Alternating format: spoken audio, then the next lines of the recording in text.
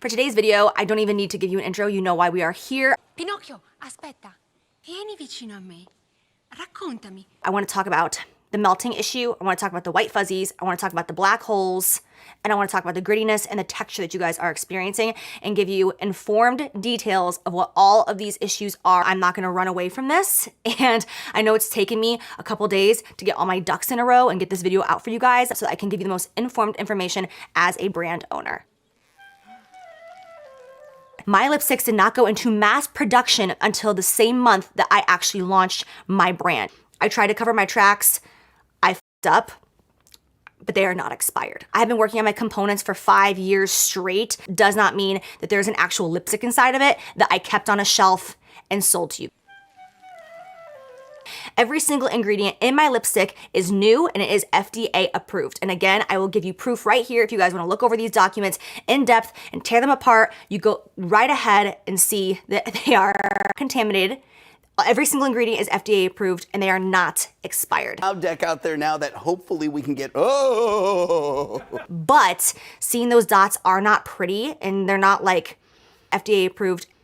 You don't look at that component, you don't look at that lipstick and think like, oh yeah, I wanna put this on my lips. The second thing I wanna touch on is the texture and the grittiness that you guys are seeing in your lipsticks. Now, although this is not happening to everybody,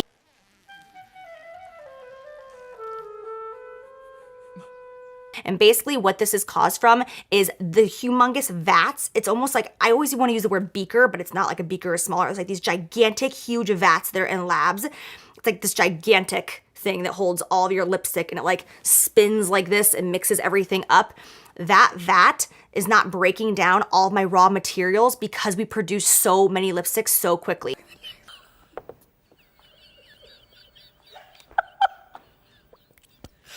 But it's not pretty to look at, and when you apply it, sometimes you can feel like a little bit of that texture and that grittiness, and that is so not okay. The white fuzzies. This is the thing that gets me going. So when I first heard the definition and the reason for these white fuzzies on some of these lipsticks, I 100% did not believe it. I got very upset and I was like, why are you lying to me? Why are you trying to treat me like I'm an idiot? This is ridiculous. Like, I need a better explanation.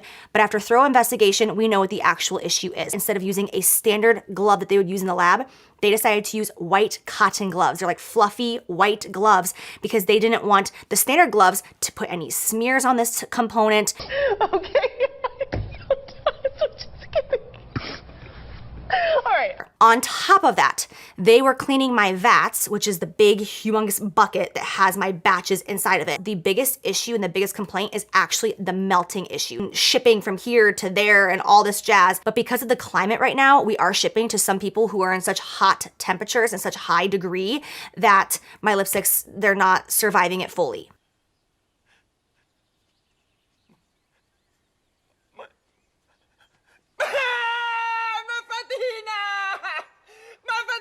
Avete visto che naso che c'ho? Ma mi è venuto un naso lungo. Rideranno tutti, rideranno. Come faccio ad andare in giro? Guarda che naso. No, mi garba, non lo voglio. Uffa. I did an interview about my brand a couple months ago, and that's what I said in this interview. I said that my number one thing is that I want my subscribers to be honest with me. I want them to tell me genuinely what they feel about my product. Non si devono dire le bugie, mai. È una brutta cosa.